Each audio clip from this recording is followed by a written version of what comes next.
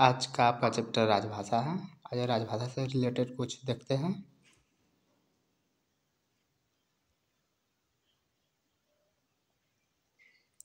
चलिए शुरू करते हैं। विश्व हिंदी दिवस कब मनाया जाता है? विश्व हिंदी दिवस कब मनाया जाता है? 10 जनवरी को। कब मनाया जाता है? 10 जनवरी को। विश्व हिंदी दिवस कब मनाया जाता है? 10 जनवरी को। आगे देखते हैं। केंद्र सरकार के कर्मचारियों का प्रारंभिक पाठ्यक्रम क्या है? प्रबोध। केंद्र सरकार के कर्मचारियों का प्रारंभिक पाठ्यक्रम क्या है? प्रबोध। डी ग्रेड कर्मचारियों का पाठ्यक्रम क्या है? प्रबोध। डी ग्रेड कर्मचारियों का पाठ्यक्रम क्या है? प्रबोध। एक बार फिर से देखते हैं। विश्व हिंदी दिवस 10 जनवरी। केंद्र सरकार के कर्मचारियों का प्रारंभिक पाठ्यक्रम प्रबोध। डी ग्रेड कर्मचारियों का पाठ्यक्रम प्रबोध।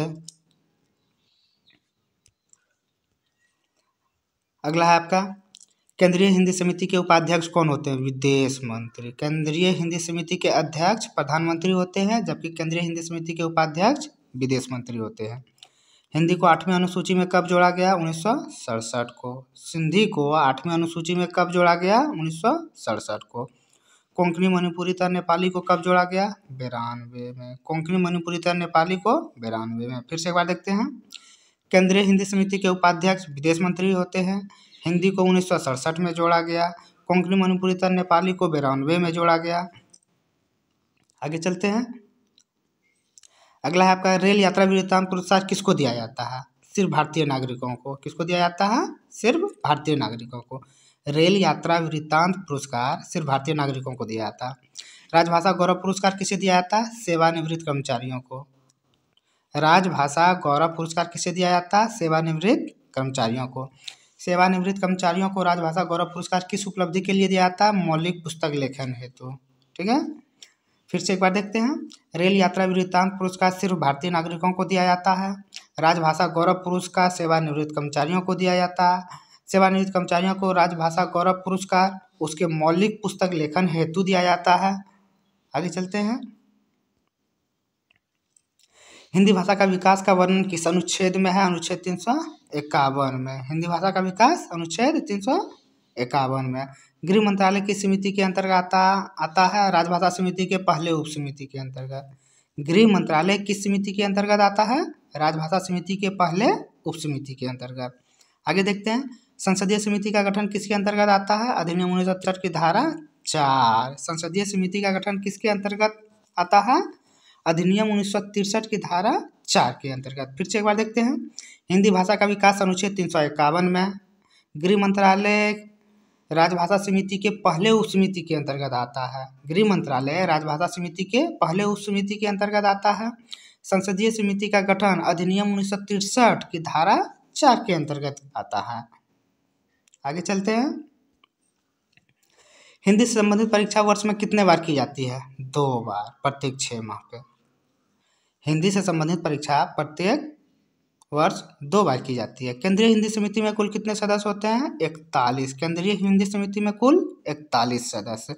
संविधान सभा में हिंदी को राजभाषा के रूप में किसने प्रस्तावित किया? गोपाल स्वामी आयंगर। संविधान में हिंदी को राजभाषा के रूप में किसने प्रस्तावित किया? गोपाल स्वामी आयंगर। एक बार फिर से देखते हैं। हिंदी से संबंधित परीक्षा वर्ष में कितने बार होती है? 2 बार होती है। केंद्रीय हिंदी समिति में कुल कितने सदस्य होते हैं? कुल 41 सदस्य होते हैं, 41। संविधान सभा में हिंदी को राजभाषा के रूप में किसने प्रस्तावित किया?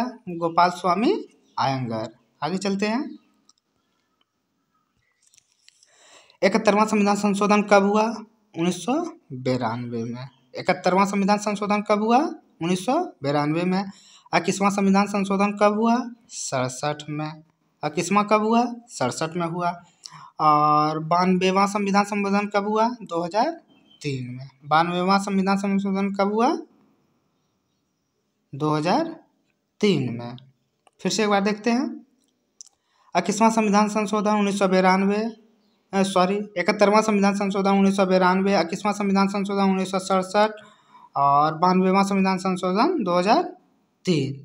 इस पे शायद शक है, मैं फिर से इसे चेक कर लूँगा।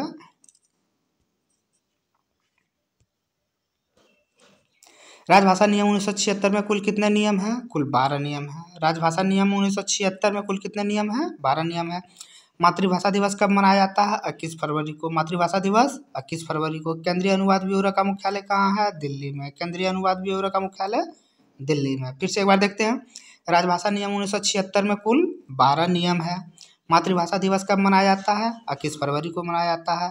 केंद्रीय अनुवाद ब्यूरो का मुख्यालय कहाँ है? दिल्ली में। आगे चलते हैं। तो दोस्तों चैनल को लाइक करें, सब्सक्राइब करें, शेयर करें और बेल घंटी बजा दें ताकि आपको नए वीडियो के नोटिफिकेशन मिलती रहे। धन्यवाद।